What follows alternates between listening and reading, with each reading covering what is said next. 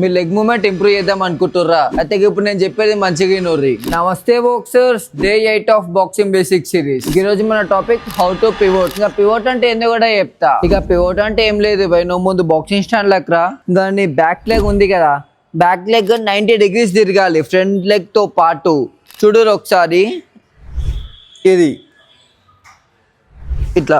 And ఇప్పుడు నేను back leg చూపించిన కదా, అదే ఫ్రంట్ లెగ్ తో కూడా తిరగొచ్చు. First front leg side step తీసుకోవాలి with head movement and body movement. వీడికెళ్ళి ఇట్లా రొటేట్ కావాలి. దీన్ని పివోట్ మూవ్మెంట్ అంటారు. మళ్ళీ ఒకసారి చూడు, ఫ్రంట్ లెగ్ తోనే ఇది పివోట్ మూవ్మెంట్.